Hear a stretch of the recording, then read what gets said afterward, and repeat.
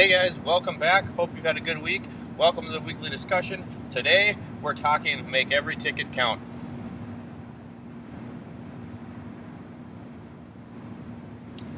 Alright, so today's topic, we're talking if you are a flat rate technician, a mechanic in a flat rate shop, or a commission shop, you in a sense some ways are a salesman yourself.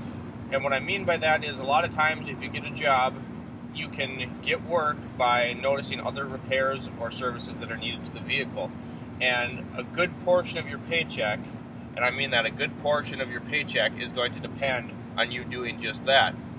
Because, let's be honest, a lot of people, they get in, they sit down, and they go from A to B. They just go, they never even pop the hood on their car anymore. Nobody checks their oil, nobody checks their own tire pressure. It's just something that isn't common these days. So for you to be able to point out other repairs and other services that their vehicle needs, they might not even know it needs to be done. So again, and we've kind of touched on this just a little bit before, I am not talking about ripping people off and selling them things they don't need.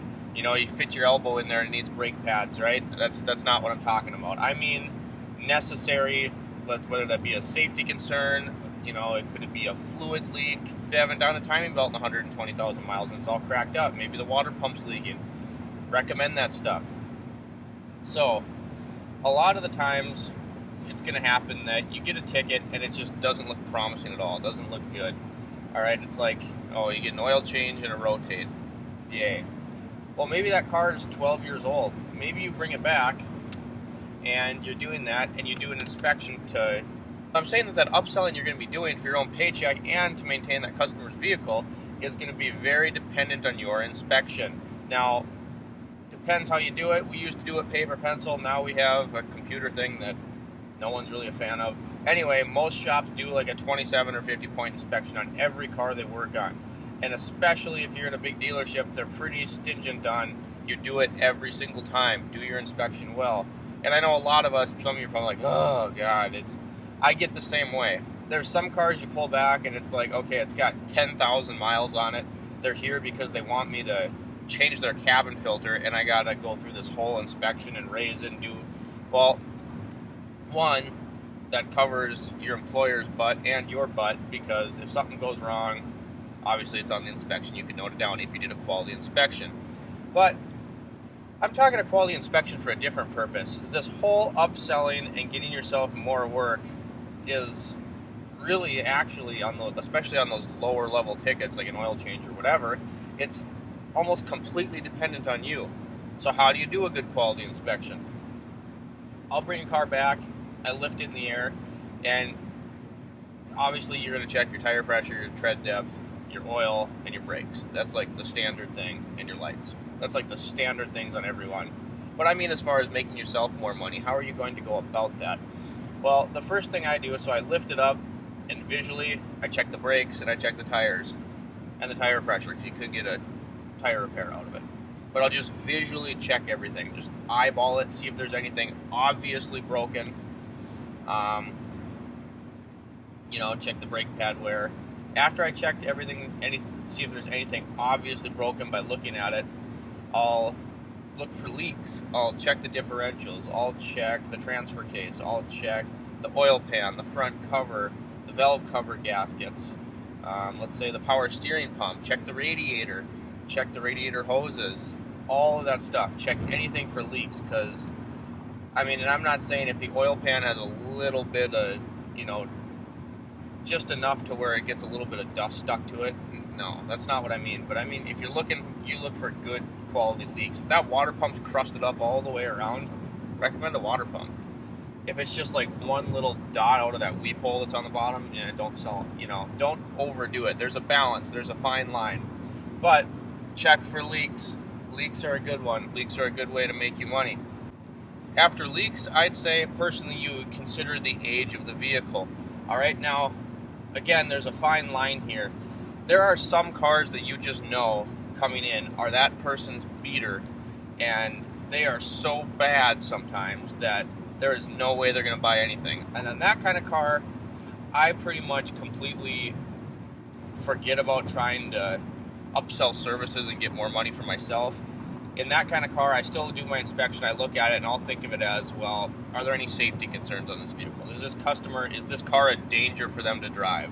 You know, so if a ball joint's like about to separate, or an axle's about to blow up, or whatever like that, you know, let's maybe a tie rod end is about ready to give out. So that kind of thing on those cars, those beater cars where they're just trashed, you don't total their car out, because more than likely those obvious ones, those customers know that car is just a work car and that's why they have it. But at that point, I think it is still your responsibility to write down safety concerns. Now, so after leaks, getting back to that, I'll look at the age of a car. So like my Camry is a perfect example. If something like this came in that, you know, was in pretty good shape, you know, obviously well cared for, but an older car, then I'm going to start to look at suspension components. I'm going to go and I'm going to check the sway bar bushings. Are they rotten? Is the sway bar knocking around? I'm going to check the end links. How are those? Are the control arms, are the bushings in the control arms any good? Or is there a motor mount that's about ready to break? So you kind of can work your vehicles like that. You know, obviously if it's like a 2016, you probably don't need to check all that rubber stuff. I mean, I've seen some that go bad before, just depending on where they're from, but I kind of do a mental breakdown in my head of how old this vehicle is, what the mileage is. Lastly, get that easy stuff. Make sure you're checking your bulbs. I mean, it's not much, but every little bit counts. So check your bulbs, check your cabin filters, check your air filters, that kind of thing. Just the really simple stuff that can add a couple ticks to that ticket. And then from there, I guess I would go in and I would check the service history on the vehicle. Now, a lot of cars that you're going to be working on, a lot of cars that I work on, I'm in a dealership, so a lot of it's primarily newer vehicles, but some of the stuff you can still check. Especially on older vehicles, go in, look to see when the last time that timing belt was replaced.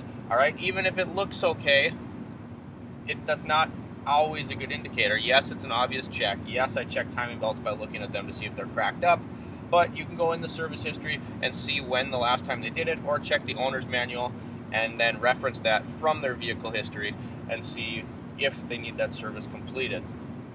Lastly, I'll go into the computer, check the vehicle history, and you know, on Toyotas, I kind of know what the maintenance schedule is for differentials, the coolant, the transmission, stuff like that. I'll look on their history, and if they haven't done something and they're due for it, or they're past due for it, recommend it. If they do it, great. If they don't, oh well, at least you tried. All right, so all of these little things add up to you being able to get yourself some more money, and it's all in a way that's not going to rip the customer off. You know what I'm saying? I mean, all you're doing is checking for safety concerns and basically obvious concerns that they might not even know about, because you have to keep in mind, when was the last time most of the customers were underneath their vehicle looking at it? A lot of times, probably never. Well, guys, that wraps up the discussion for this week. I hope you enjoyed. I hope you might have been able to learn something. Just a few announcements coming up in the next week to a week and a half. You'll see that powder coating video, the round 2, where we're actually going to be using and applying that equipment and showing you how to get a professional results on a budget. Then after that, we have a very particular GTO to review, and that's all I'm going to say about that. It's had an interesting life, so we'll go about that. Otherwise, hope you had a good day. Give me a thumbs up, like, subscribe, hit the bell button, drop a comment below. Let me know what you think. What are your tips to making more money as an auto technician? What are your tips to making every ticket count? See you next time.